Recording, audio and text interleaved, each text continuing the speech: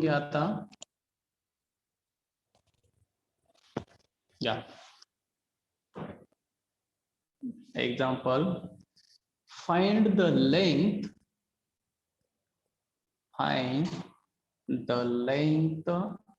of perpendicular, find the length of perpendicular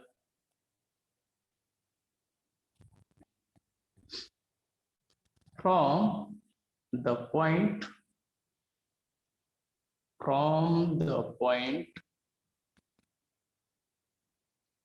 1 minus 1, from the point 1 minus 1 on the line 3x minus 4y plus 8 equal to 0. याचा आपल्याला answer find out करायचा आहे.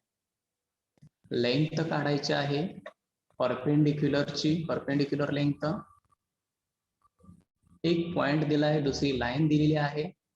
त्या line आणि point या दरम्यानचं जे perpendicular distance आहे ते आपण त्या फॉर्म्युलेवरून फाइंड आउट करायचं.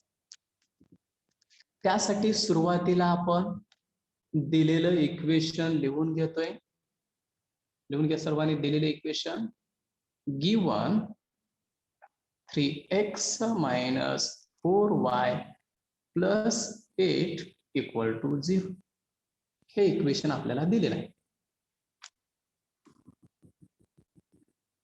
आणि या इक्वेशन मध्ये ए, बी आणि सी च्या व्हॅल्यू आहेत. ते आपण स्टँडर्ड जो फॉर्म्युला आहे त्याला कम्पेअर करून आपण करू शकतोय. हा स्टँडर्ड आपला फॉर्म्युला. एक्स चा कोएफिशियंट ए, वाय चा कोएफिशियंट बी आणि सी. मग सांगा ए ची व्हॅल्यू किती असेल इथं? 3. ए ला आपण 3 म्हणणार आहे. बी म्हणजे -4 आणि सी म्हणजेच 8. बघा, ए म्हणजे ही एक्सच्या कोएफिशियंटची व्हॅल्यू आहे, बी म्हणजे वायच्या कोएफिशियंटची व्हॅल्यू आहे, सी म्हणजे फक्त कॉन्स्टंटची व्हॅल्यू आहे. म्हणजे याच्यावरून आपल्याला ए बी सी या 3 व्हॅल्यू तर मिळतात. आणि आपल्याला दुसरं काय दिलंय तर पॉइंट दिलेला आहे. तर पॉइंट लिहायला सुरुवात येतात. आता पॉइंट इज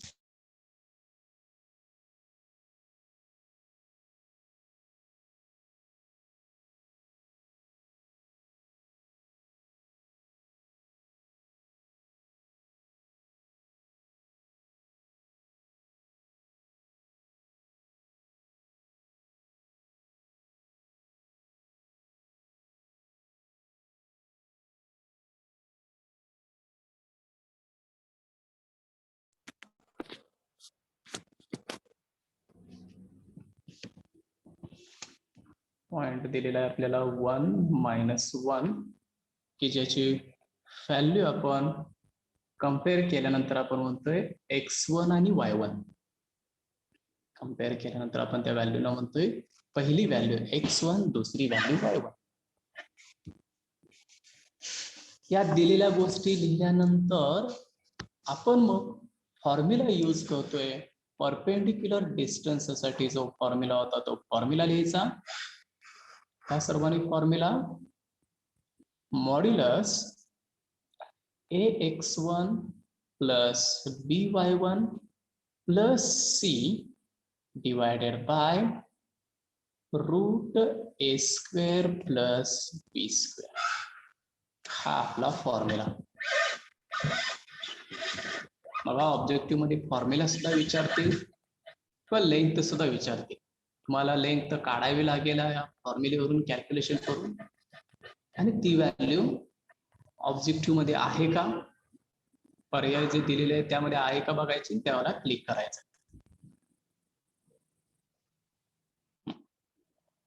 आता फॉर्म्युला लिहिल्यानंतर आपण व्हॅल्यू टाकूया. आता ही वरची व्हॅल्यू आपण प्रत्येक व्हॅल्यू टाकताना काय करतोय, ही जी व्हॅल्यू, हे जे इक्वेशन आपल्याला इथं दिलेलं आहे त्या इक्वेशन मध्ये आपण काय करतोय, एक्सच्या ठिकाणी 1 टाकतोय आणि वायच्या ठिकाणी एक्सच्या ठिकाणी 1, वायच्या ठिकाणी -1. म्हणजे आपोआपच या इक्वेशन मध्ये ज्या व्हॅल्यू आपल्याला टाकायचे आहेत तर सर्व व्हॅल्यू मिळून जातील. मग आता हे इक्वेशन लिहूया आपण इथलं. 3 इंटू एक्स ची व्हॅल्यू इथं काय टाकायचे? 1. बरोबर आहे. परत -4 आहे असा इथला, त्याच्या पुढे ब्रॅकेट y ची व्हॅल्यू -1. -1 आणि प्लस इथली 8 जी व्हॅल्यू आहे ती आहे असे ठेवायची. मी फक्त x आणि y च्या ठिकाणी ते व्हॅल्यू या इक्वेशन मध्ये टाकल्यावरती. आता डिवाइडला रूट मध्ये a चा वर्ग अधिक b चा वर्ग आहे, a² + b². a म्हणजे इथं व्हॅल्यू किती आहे हो? 3. 3² b म्हणजे -4. बरोबर आहे. म्हणजेच इथं लिहिणार आपण 3 चा स्क्वेअर प्लस -4 चा स्क्वेअर. 3² प्लस -4². आता यामध्ये सर्व व्हॅल्यू आपण टाकायच्या झाल्या. पॉइंट टाकला, लाईन मधील एबीसीच्या व्हॅल्यू सर्व टाकून दिल्या आणि हे कॅल्क्युलेशन आपल्याला करायचं आहे सिम्प्लिफिकेशन साठी. हे न्यूमरेटरचं कॅल्क्युलेशन टाका कॅल्क्युलेटर वरती किती येते बघा. डायरेक्ट सर्वच व्हॅल्यू कॅल्क्युलेटर वरती टाकायची. 15 येत आहे किंवा एक व्हॅल्यू जरी टाकत गेला तरी चालतं. 3 × 1 3, -4 -1 म्हणजे +4 8 आहे असं. अशा पद्धतीने जरी केलं तरी चालतं किंवा डायरेक्ट त्याचे आन्सर 15 म्हणून कॅल्क्युलेटर वरती केलं तरीही येतं. आणि डिवाइडला रूट मध्ये 3 चा स्क्वेअर किती? 9 आणि 4 चा 7 16 प्लस 16 येतोय. -4 हे ब्रॅकेट मध्ये टाकायचं आणि त्यानंतरच त्याचा स्क्वेअर घ्यायचा. लगेच डायरेक्ट -4² असं करायचं नाही. आपण ब्रॅकेट घ्यायचा सुरुवातीला आणि ब्रॅकेट घेतल्यानंतर -4 टाकायचं, ब्रॅकेट कंप्लीट करायचं आणि त्यानंतर स्क्वेअरचा ऑप्शन तिथे टाकायचा आणि इक्वल टू करायचं. हे कॅल्क्युलेटर वरती तुम्हाला या पद्धतीने करावं लागतं. म्हणजे या पद्धतीने त्याची व्हॅल्यू येईल. रूट मध्ये 9 + 16 म्हणजेच 25 येईल. मग खाली लिहूया आपण आता इथं. therefore p = मॉड्युलस वरती आलं कॅल्क्युलेशन 15, डिवाइडला आलं कॅल्क्युलेशन √25. P = 3 unit. ओके बरोबर आहे. म्हणजे p = 15/√25 म्हणजे व्हॅल्यू किती असते हो? 5. बरोबर आहे. √25 म्हणजे 25 चं वर्गमुळे 5च असतं. यानुसार आपण लिहिलं आणि 15ला 5 ने भागाल्यानंतर किती येईल इथं? 3. 3. हे 3 मॉड्युलस मध्ये आलं. मॉड्युलस 3 आणि मॉड्युलसचा अर्थ काय? त्याचं मॅग्निट्यूड लिहायचं असतं. मॅग्निट्यूड म्हणजे प्लस व्हॅल्यू असेल तर प्लसच लिहायची, मायनस असेल तरी सुद्धा प्लस लिहायची. म्हणजे p = 3 युनिट हे डिस्टन्स म्हणजे आता त्याचं आन्सर आलं. Perpendicular distance from the point two the line is p = 3 unit. लक्षात आहे सर्वांच्या एक्झाम्पल? हो सर. कॅल्क्युलेशन फक्त व्यवस्थित करा. एक फॉर्म्युलेमध्ये व्हॅल्यू टाकायची. न्यूमरेटरचं कॅल्क्युलेशन आपल्या पद्धतीने तुम्ही करू शकता. डिनॉमिनेटरचं कॅल्क्युलेशन रूट मध्ये व्हॅल्यू टाकायचे आणि या दोन्ही व्हॅल्यूचे डिव्हिजन घेतले का आपल्याला त्याचं आन्सर येतं. या आन्सर मध्ये तुम्हाला पॉइंट मध्ये व्हॅल्यू जरी काढल्या तरी चालतं. म्हणजे 1.5 मीटर त्याची लांबी आहे, 3.4 मीटर त्याची लांबी आहे असं आपण म्हणू शकतोय. त्यामुळं हे आन्सर पॉइंट मध्ये आलं तरीही आपल्याला त्याचे आन्सर हे फाइंड आउट करू शकतो आपण. ठीक आहे, अजून एक एक्झाम्पल बघूया, अजूनही क्लिअर होऊन जाईल. दोन example. Find length of perpendicular. Find length of perpendicular from the point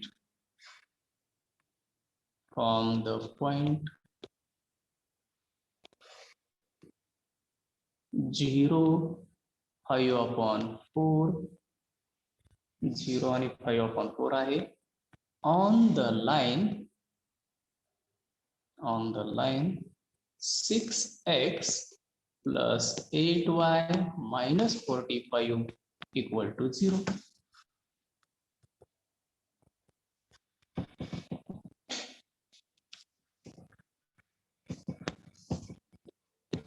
Question आहे, find length of perpendicular from the point 0, 5/4 on the line 6x plus 8y minus 45 equal to 0.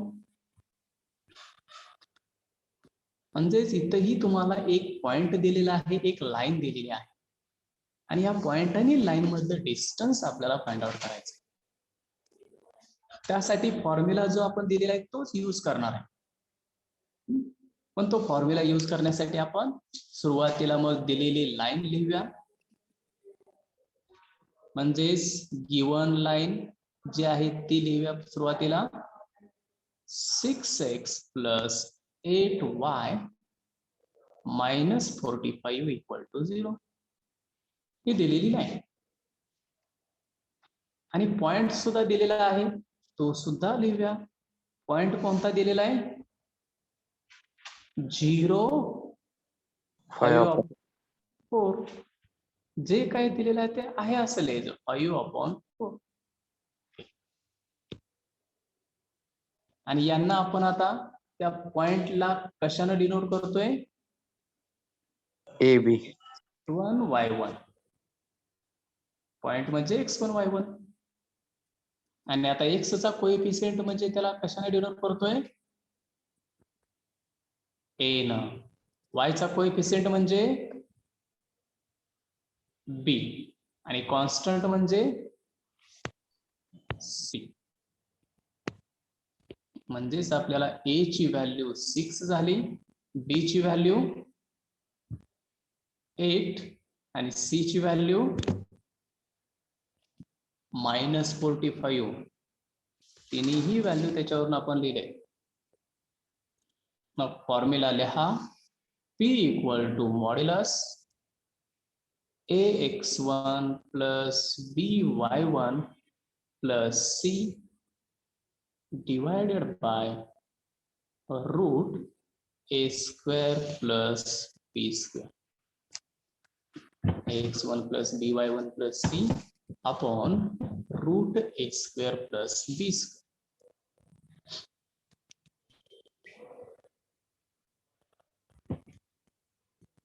या फॉर्म्युलेमध्ये आपल्याला आता value कुठं करायचे? A, B, C and value x1, y1. x1, y1, A, B and C. Okay. आता numerator मध्ये value substitute करताना आपण हे इक्वेशन घेतोय. या इक्वेशन मध्ये x च्या ठिकाणी 0 टाकतोय आणि y च्या ठिकाणी 5/4 टाकणार y च्या ठिकाणी. म्हणजेच बघा 6 इंटू x च्या ठिकाणी 0 प्लस 8 इंटू y च्या ठिकाणी 5/4 वायच्या ठिकाणी 5/4 आणि -45 पुढचा आहे असा डिवायडेड बाय आता a² प्लस b² आहे रूट मध्ये डिवाइडला. मग a चा वर्ग b चा वर्ग किती आहे तो? a म्हणजेच 6² b म्हणजेच 8.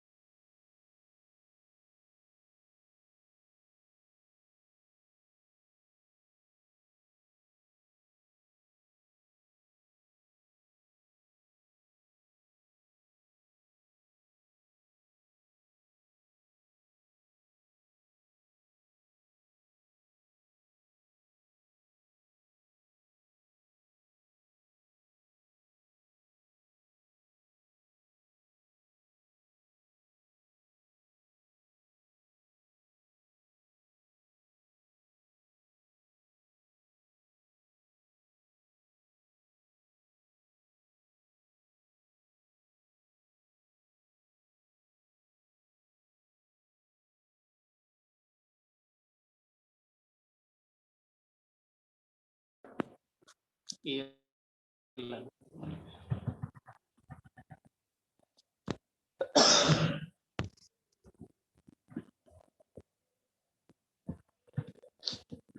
सिम्प्लिफिकेशन मध्ये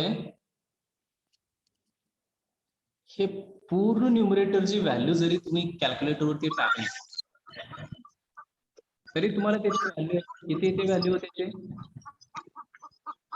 10. किती येते?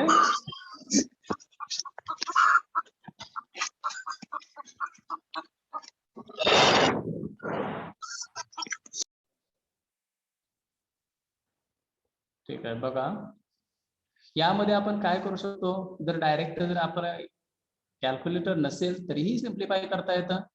म्हणजे 4 आणि 8 यांचं आपण डिव्हिजन घेऊ शकतोय.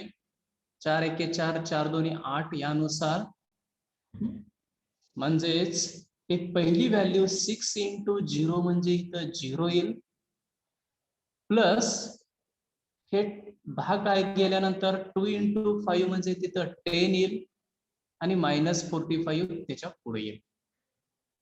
म्हणजे जरी कॅल्क्युलेटरचा यूज न करता जरी करायचं म्हटलं तरी आपल्याला येतं 0 + 10 - 45 आणि त्यामुळं 0 तर निघून गेलं, 10 - 45 म्हणजे आपल्याला व्हॅल्यू मिळेल त्याची -35. ते लक्षात. 4 आणि 8, 4 न 2 8 ला भाग घालवला, 2 चा आला आणि 2 पंचे 10 मधली व्हॅल्यू 10 येते. वाटल्यास ते इथं लिहितो, वाटल्यास बघा 3/2 मॉड्यूल. ठीक आहे. 6 इंटू 0 म्हणजे 0 plus 10 plus 10 -45 divided by route मध्ये 6 चा स्क्वेअर म्हणजे 36 आणि 8 चा स्क्वेअर 64. कोणाचा आहे?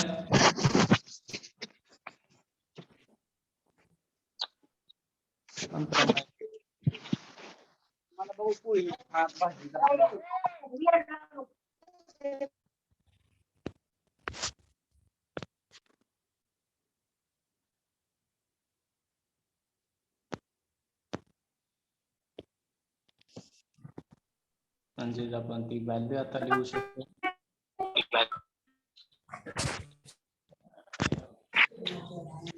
गौरव बोडके कसं रे?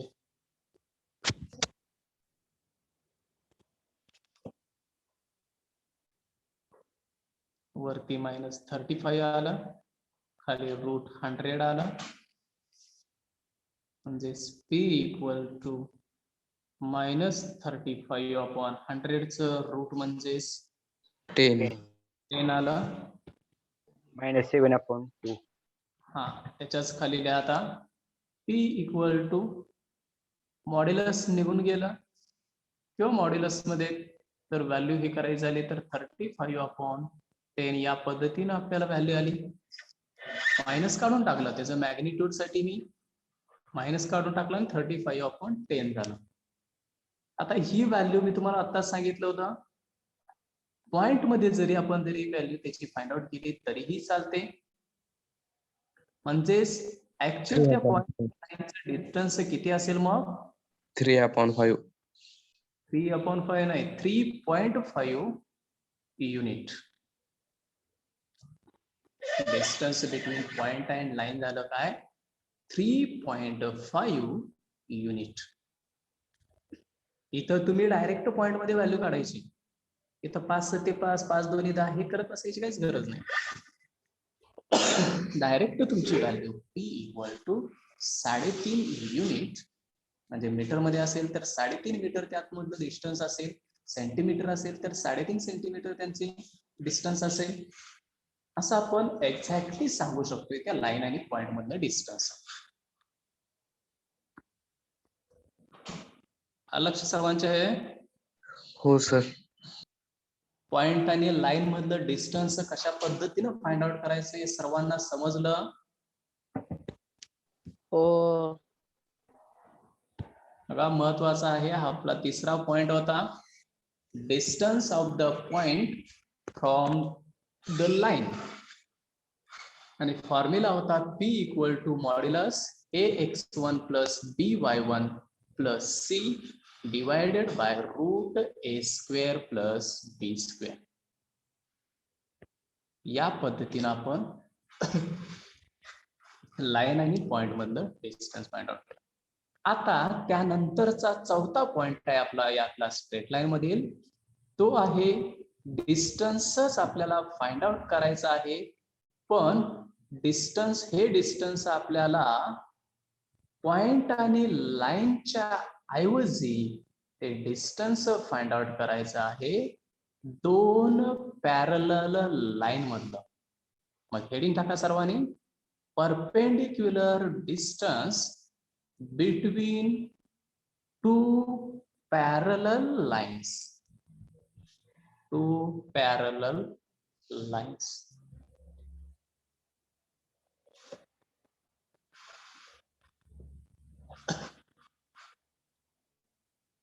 पाठीमागच्या एक्झाम्पल मध्ये ही एक लाईन होती ना हा एक पॉइंट होता. यामधलं डिस्टन्स आपण फाइंड आउट केलं होतं. आता पॉइंट नसणार आहे तिथं दोन्हीही लाईनच असणार आहे. म्हणजेच इथे एक डायग्राम काढतोय बघा. सर्वांनी काढा डायग्राम वाटल्यास. ही एक लाईन आहे यालाच पॅरलल असणारी दुसरी लाईन आहे बघा. तुम्ही डायग्राम काढा. दोन पॅरलल लाईन आपल्याला फाइंड आउट करायचे आहे म्हणजे दिलेले असतात आणि या दोन पॅरलल लाईन मधलं जे डिस्टन्स आहे हे डिस्टन्स हे परपेंडिक्युलर डिस्टन्स आहे. ऍक्च्युअली आपण हे डिस्टन्स या पद्धतीने तिरकस घेत नाहीये किंवा या पद्धतीने इथं तिरकस घेत नाहीये. स्ट्रेट डिस्टन्स म्हणजे ऍक्च्युअली ते परपेंडिक्युलर डिस्टन्स तयार होतं आणि हे डिस्टन्स आपल्याला फाइंड आउट करायचं आहे. आपल्या जसा पाठीमाग पॉइंट आणि लाईन मध्ये जसा फॉर्म्युला होता तसाच इथं पॅरलल लाईन साठी ही फॉर्म्युला आहे डिस्टन्स साठी. आणि या डिस्टन्सला नोटेशन देऊया आपण d. मगाशी आपण नोटेशन दिलं होतं p. आता डिस्टन्सला या नोटेशन देऊया d. आणि या d डिस्टन्सचा फॉर्म्युला आहे. त्यासाठी ही जी स्ट्रेट लाईन आहे ही स्ट्रेट लाईन पहिली जी स्ट्रेट लाईन आहे वरती त्याचं इक्वेशन दिलेलं असेल समजा ax plus by plus c1 equal to 0. वरच्या स्ट्रेट लाईनचं इक्वेशन लिहिलं मी ax plus by plus c1 equal to 0. तसंच त्याला पॅरलल असणाऱ्या स्ट्रेट लाईनचे इक्वेशन हे घेतोय. दुसरी जी खालची स्ट्रेट लाईन आहे ती ax plus by plus c2 equal to 0. ax plus by plus c2 equal to 0. या दोन पॅरलल स्ट्रेट लाईन्स आहेत. या दोन स्ट्रेट लाईन मध्ये कॉमन आपल्याला काय दिसतो? हे ax इथंही ax आहे, by इथंही by. म्हणजे पहिल्या ज्या दोन व्हॅल्यू आहेत ए आणि बी च्या, त्या दोन्हीही लाईनच्या समानच असतात.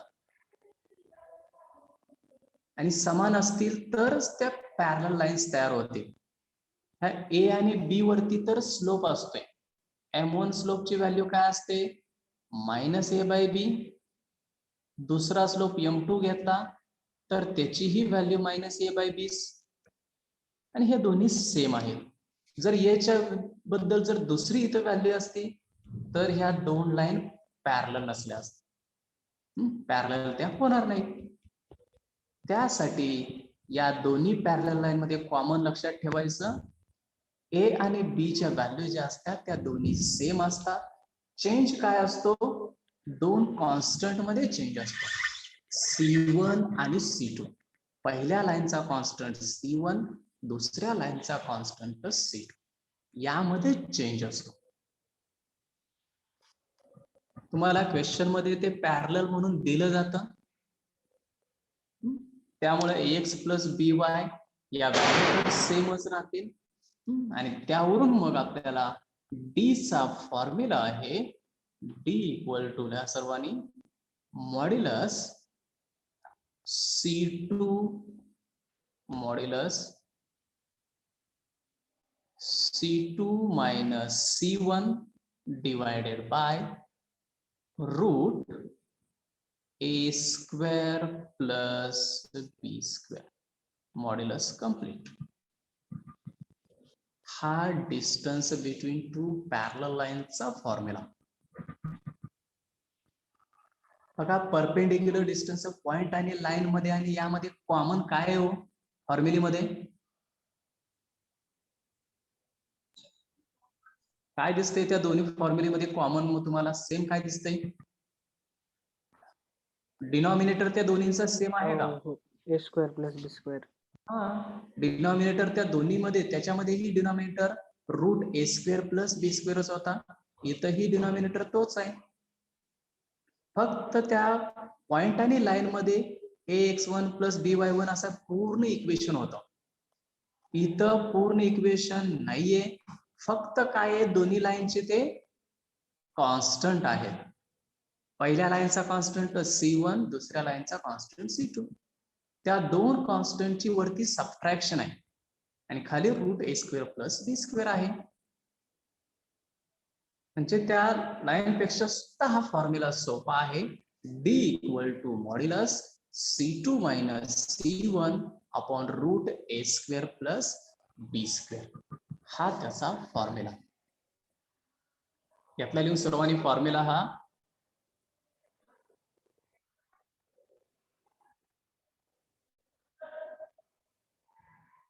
लिहून झाला सर्वांचा फॉर्म्युला? हो सर. ठीक. आता एक्झाम्पल वरून तुमच्या क्लिअर होऊन जाईल. एक्झाम्पल बघा आता त्यामधलं कशा पद्धतीने आपण फाइंड आउट करतोय. या first example, find the distance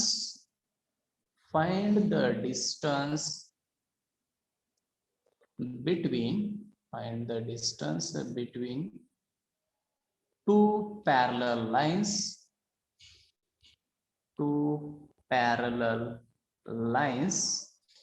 Find the distance between two parallel lines. आणि लाईन आहेत 3x minus y plus 7 equal to 0 and 3x minus y plus 16 equal to 0. या दोन पॅरलल लाईन्स आहेत आणि यामधील डिस्टन्स तुम्हाला फाइंड आउट करायचं.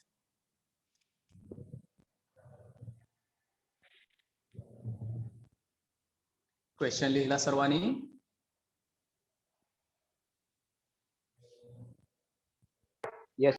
सुरुवातीला आता गिवन दिलेल्या दोन्हीही इक्वेशनच्या व्हॅल्यू स्ट्रेट लाईनच्या त्या लिहूया.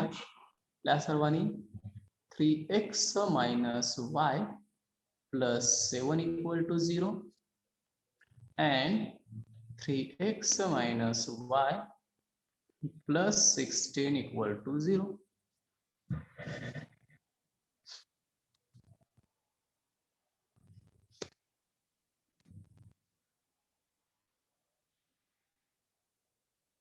आता कम्पेअर जर केलं तर या दोन इक्वेशन x चा कोएफिशियंट म्हणजे काय असतो? 3. 3. a ची व्हॅल्यू असते, बरोबर आहे. a म्हणजे 3 झाला. y चा कोएफिशियंट म्हणजेच -1. -1. ती व्हॅल्यू कशाची असते? B. b ची असते. म्हणजेच इथं आपल्याला a म्हणजे मी इथं लिहितोय, a म्हणजे याच्यामध्ये लिहून घेतो वाटल्यास 3. b म्हणजे काय मिळाला? -1. बघा इथं सुद्धा तेच आहे. a म्हणजे 3, b म्हणजे -1. दोन्ही ठिकाणी समान असतं. म्हणून त्या दोन्ही पैकी एकाच आपण कम्पेअर करतोय a आणि b साठी. दोन्ही सेम असतं म्हणून. मग a b झाले. आता C1 आणि C2. C1 म्हणजे पहिल्या इक्वेशनचा कॉन्स्टंट. किती आहे कॉन्स्टंट? 7. आणि C2 म्हणजे बरोबर आहे दुसऱ्या इक्वेशनचा कॉन्स्टंट म्हणजेच 16.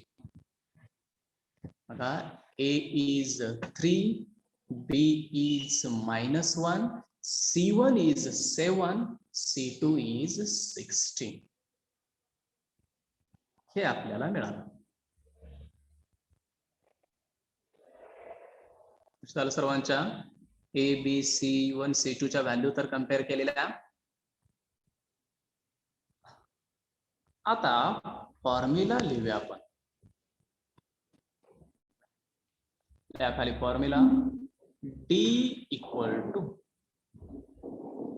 मॉड्युलस C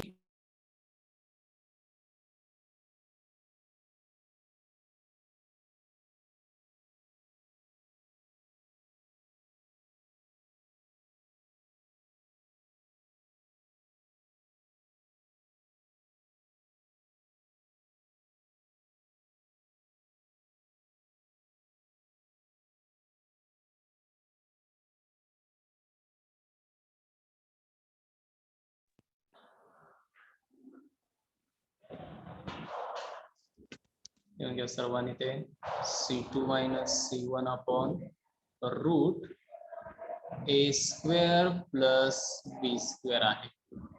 हा फॉर्म्युला त्याचा की ज्यामध्ये व्हॅल्यू टाकायची आपल्याला C2 minus C1. 16 minus 7. हा C2 म्हणजे इथं 16 आहे, C1 म्हणजे 7 आहे. म्हणजेच वरती आलं 16 minus 7 डिवायडेड बाय आता route a square plus b square. Value of a is 3 square minus 1. 3 and -1. 3 square plus -1 चा स्क्वेअर टाका. मग a चा स्क्वेअर म्हणजे 3 चा स्क्वेअर, b चा स्क्वेअर म्हणजे -1 चा स्क्वेअर. मी ज्या 4 व्हॅल्यू कम्पेअर करून तिथं लिहिलेल्या आहेत त्याच व्हॅल्यू त्यामध्ये सबस्टिट्यूट केले बघा. आणि आता हा कॅल्क्युलेशनचा पार्ट आहे. हे तुम्ही तुमच्या पद्धतीने कॅल्क्युलेशन करू शकता. वरती काय येणार? 16 minus 7 म्हणजेच 9. 9 upon root 10. हा इथं 3 चा स्क्वेअर 9 आणि -1 चा स्क्वेअर 1. आणि या दोन्हींची बेरीज किती येणार 10. रूट 10 ही त्याची ऍडिशन झाली. वरती न्यूमरेटरला 9 झालं, डिनॉमिनेटरला 9 + 1 म्हणजे 10 झालं. 9 अपॉन 9 root 10 upon 10. ओके. आता याची व्हॅल्यू त्याच्याच खाली लिहिणार आपण व्हॅल्यू त्याची. देअरफॉर d इक्वल टू, आता 10चं रूट निघतं का हो? No. परफेक्ट रूट निघत नसेल तर मग आहे असं ठेवा. 9 अपॉन रूट 10 ही त्याची व्हॅल्यू झाली. फक्त आपण मॉड्युलस काढला, मॉड्युलस काढल्यानंतर पॉझिटिव्हची पॉझिटिव्ह व्हॅल्यू राहिली आणि आपल्या आन्सर आलं distance between two parallel line is 9 upon root 10 unit. इथं आपल्याला परफेक्ट स्क्वेअर तिथं 25 असतं तर त्याची व्हॅल्यू आपण डिवाइड केल्यानंतर 5 आली असती. 100 रूट मध्ये असतं तर 10 आलं असतं, 64 असतं तर 8 आलं असतं. पण तिथं रूट मध्ये असं परफेक्ट स्क्वेअर रूट जसं फाइंड आउट करता येतं तसं स्क्वेअर नाहीये, म्हणून आपण ते आहे असं ठेवतोय 9 अपॉन रूट 10 युनिट. बघा परत एकदा फॉर्म्युला आपला परपेंडिक्युलर डिस्टन्स असा या पद्धतीनं हा फॉर्म्युला आहे. या फॉर्म्युलेनुसार एक्झाम्पल लिहिला आपण. हे distance between two parallel lines, या दोन पॅरलल लाईन सुरुवातीला घेतल्या, हे दोन्हीही सेम आहेत का चेक केलं. सेम नसतील तर ते सेम करून घ्यायचे असतात, कारण ऑलरेडी ह्या पॅरलल लाईन म्हणून इथं दिलेलं असतं, त्यामुळे त्या दोन पॅरलल लाईन साठी सेम करून घ्यायचं. सेम साठी मग केलं आहेत ऑलरेडी, त्यामुळे ए ची व्हॅल्यू इतकी झाली, वाय ची व्हॅल्यू हा कोएफिशियंट झाला, C1 म्हणजे पहिला कॉन्स्टंट, C2 म्हणजे दुसरा कॉन्स्टंट. 4 व्हॅल्यू मी कम्पेअर करून खाली लिहिल्या आणि त्यानंतर D इक्वल टू फॉर्म्युला लिहिला हा आपला. C2, C1, A² B² चारही व्हॅल्यू त्यामध्ये टाकल्या. कॅल्क्युलेशन करून 9 अपॉन रूट 10 मिळाला. रूट 10 ची व्हॅल्यू आपल्याला फाइंड आउट करता येत नाहीये परफेक्ट स्क्वेअर रूट मध्ये, म्हणून ते आहे असं राहिलं आणि मॉड्युलस काढून टाकल्यानंतर आपल्याला 9 अपॉन रूट 10 युनिट हे त्याचं डिस्टन्स मिळालं.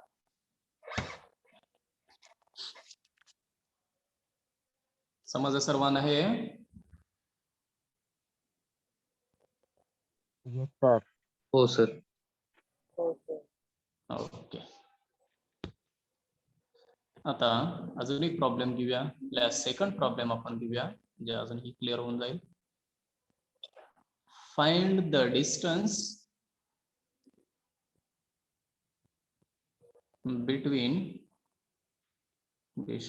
between parallel lines, distance between parallel lines आहेत 5x minus 12y plus 1 equal to 0 and 10x minus 24y minus 1 equal to 0. 10x minus 24y minus 1 equal to 0.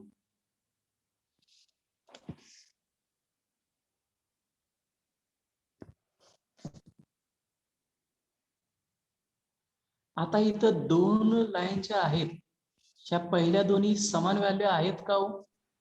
नाही. नाही समान इथं व्हॅल्यू. Range problem. पॅरलल तर आहेत हे आपल्याला माहित आहे. दोन व्हॅल्यू पॅरलल, म्हणजेच त्या दोन व्हॅल्यू आपल्याला समान करून घेता येईल आपल्याला त्या ठिकाणी. मग त्यासाठी सुरुवातीला मी ही पहिली जी इक्वेशनची व्हॅल्यू आहे ती लिहिली. Given 5x minus 12y plus 1 equal to 0. ही पहिल्या लाईनची इक्वेशनची व्हॅल्यू. आता पहिली लाईन आणि ही दुसरी लाईन आहे. ही दुसरी लाईन आणि पहिली लाईन सेम करण्यासाठी आपल्याला काय बदल करावा लागेल हो पहिल्या लाईन मध्ये? मल्टी हा, ही जी पहिली लाईन आहे, या पहिल्या लाईनला जर इथं 5 ला 2 न मल्टिप्लाय केलं, म्हणजे याला सुद्धा 2 न करावे लागेल, याला सुद्धा 2 न जर मल्टिप्लाय केलं तर इथं 10x येतं, याला 2 न मल्टिप्लाय केलं तर 24y येतं. म्हणजे पहिल्या दोन व्हॅल्यू आपल्याला सेम आणण्यासाठी या पहिल्या इक्वेशनला आपल्याला 2 न मल्टिप्लाय करावं लागेल. म्हणजेच मी इथं लिहितो multiply 2 on both sides. Multiply 2 on both sides.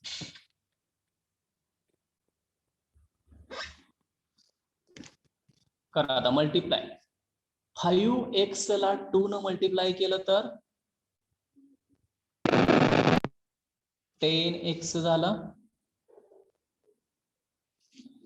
तसंच पुढं -12y ला 2 न मल्टिप्लाय केलं तर -24 4y, आणि ह्या +1 ला 2 न मल्टिप्लाय केलं तर +2 +2, आणि राईट साइडला फक्त 0 आहे, त्या 0 ला 2 न जर मल्टिप्लाय केलं तर व्हॅल्यू काय मिळणार? 0. म्हणजेच पहिलं इक्वेशन आपण मल्टिप्लाय 2 करून कोणतं इक्वेशन मिळालं आपल्याला? 10x - 24y + 2 = 0. हे इक्वेशन आपल्याला मल्टिप्लाय करून मिळालं.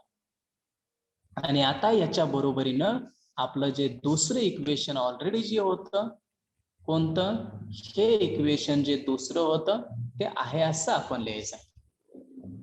10x - 24y -1 = 0.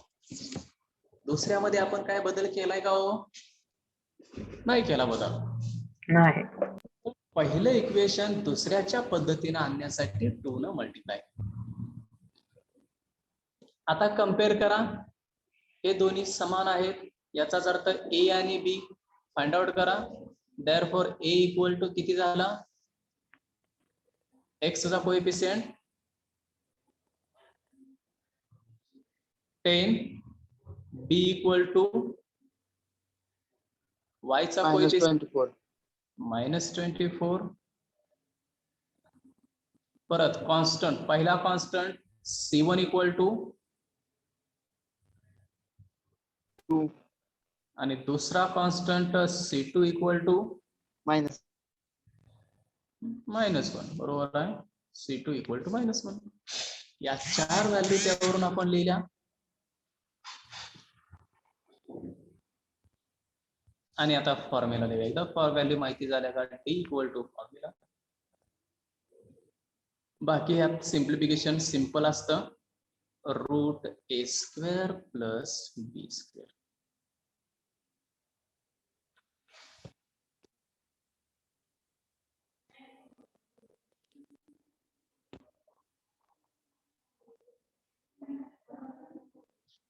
C2 ची व्हॅल्यू -1, C1 ची व्हॅल्यू 2 डिवायडेड बाय √a² म्हणजे 10² प्लस b² म्हणजे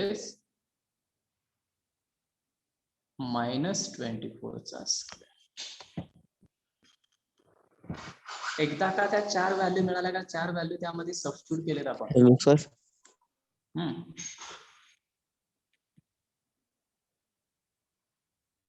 बोला.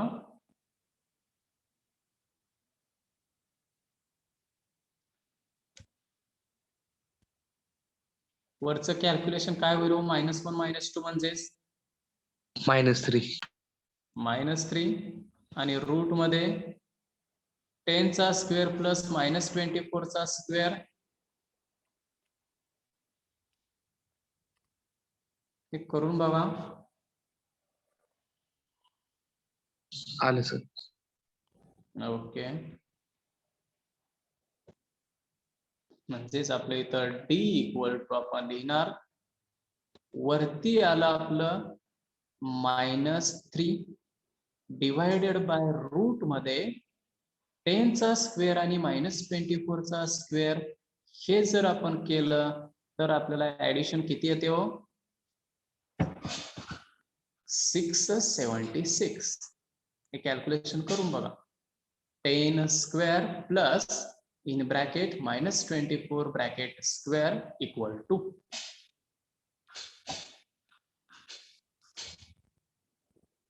येते का सर्वांचं 676 कॅल्क्युलेशन केल्यानंतर? हो सर. Yes sir. हा, Hello, sir. -3 अपॉन 676 चं रूट काय असतं मग? 26. 26. बघा, याचं वर्गमूळ आपल्याला मिळतं म्हणून आपण त्याचं परफेक्ट स्क्वेअर मध्ये काढतोय. पॉइंट मध्ये असेल आपण काढलं नसतं. म्हणजे therefore आता मॅग्निट्यूड त्याचं काढून 3 upon. घ्यायचं. 3/26. 3/26. आता याचा भाग जातोय का हो? नाही. नाही. नाही जात. भाग जात नसेल तर हे आन्सर, किंवा दुसरी व्हॅल्यू आपल्याला हे पॉइंट मध्ये Hello. 326 कॅल्क्युलेशन करून बघा, किती येतं? 0 पॉइंट. Hello, sir. मी आपोआप लेफ्ट होते. काय झालं? आपोआप लेफ्ट होते. काय नेटवर्क वगैरे स्ट्रॉंग आहे का बघ जरा. नेटवर्क मध्ये ये. नेटवर्क मध्ये जर प्रॉब्लेम वगैरे असेल तर त्या पद्धतीने होऊ शकतं.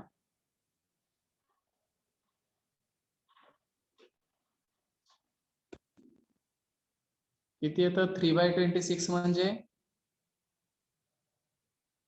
11.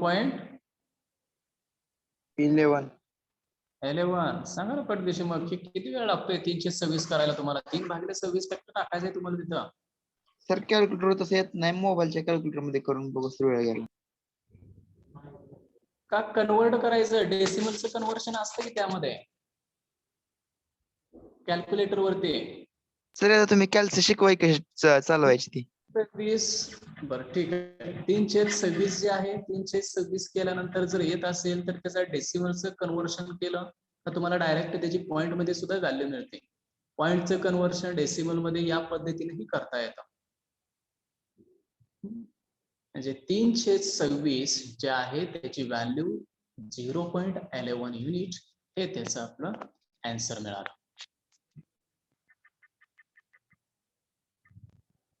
आलं सर्वांचं हे? हो सर.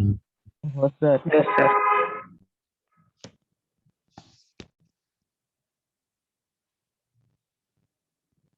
ठीक आहे. अजून एक प्रॉब्लेम बघूया. त्या find the distance between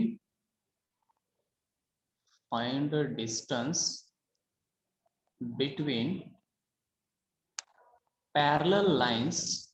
question लिहून घ्या पटपट. Find distance between parallel lines.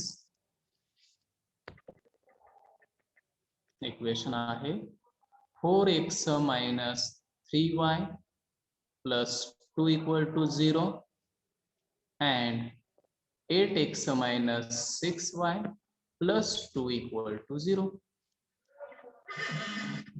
4x minus 3y plus 2 and 8x minus 6y plus 2 equal to 0.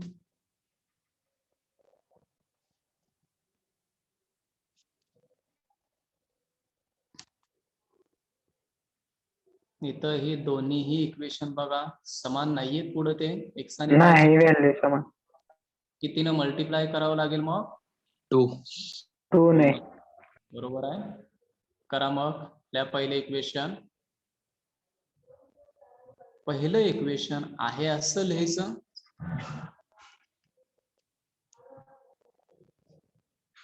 आणि त्याच्या खाली multiply 2 on both sides. Multiply 2 on both sides म्हणायचं. त्या दोन प्रत्येकाला मल्टिप्लाय करायचं आपल्याला. 4 ला मल्टिप्लाय करायचं, -3 ला मल्टिप्लाय करायचं, 2 ला मल्टिप्लाय करायचं आणि 0 ला मल्टिप्लाय करायचं. Multiply 2 on both sides. मग इथे येईल 4 ला मल्टिप्लाय केलं तर काय येईल? 8 8x 3y ला मल्टिप्लाय केलं तर -6 6y 6 -6y प्लस प्लस 4 2 ला मल्टिप्लाय केलं तर प्लस प्लस 4 4 4 आणि 0 ला मल्टिप्लाय केलं तर 0 0. बरोबर आहे. म्हणजे हे पहिले इक्वेशन मिळालं आणि दुसरं इक्वेशन ऑलरेडी काय होतं? 8x -6y + 2 = 0. हे दुसरं इक्वेशन ऑलरेडी होतं. फक्त पहिलं इक्वेशन मी 2 न मल्टिप्लाय करून घेतलं. आता AB चे C1 C2 च्या व्हॅल्यू सांगा बघू मला. A म्हणजे 8 8, B म्हणजे 6 6 6 येते का? -6 -6 साइन सहित घ्यायचं त्याचं. परत C1 4 4 कॉन्स्टंट 4, C2 2 2 दुसऱ्या लाईनचा कॉन्स्टंट. बरोबर आहे. A B C1 C2 मिळाले आणि एकदा काय हे मिळाले, डिस्टन्सचा फॉर्म्युला लिहून घ्या. डिस्टन्सचा formula modulus C2 - C1 divided by root A² + B². D = modulus C2 - C1 upon root A² + B².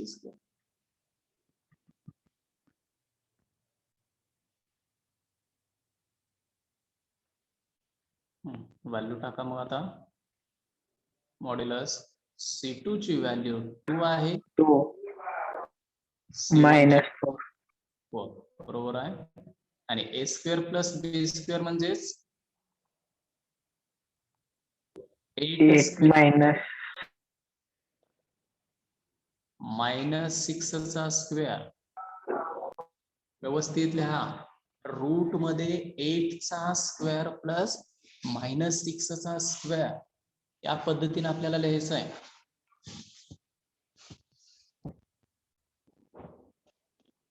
करा सिम्प्लिफाय आता.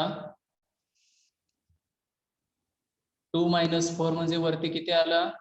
-2 -2 is equal to 1/2. Divided by route मध्ये 8 चा स्क्वेअर प्लस 6 चा स्क्वेअर म्हणजेच किती आलं इथं? 100. म्हणजेच D = -2/10 मिळालं. 100 च रूट 2 झालं. 1/2 D = मॉड्युलस निघून गेलं, प्लस करून घेतलं 2/10.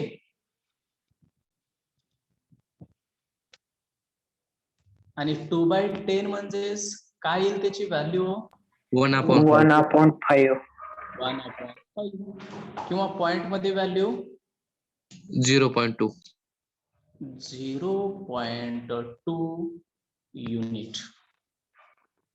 0.2 युनिट ही त्याची व्हॅल्यू मिळेल. बघा प्रत्येकाने परत एकदा ते इक्वेशन सर्व पहिल्यापासून बघा ते.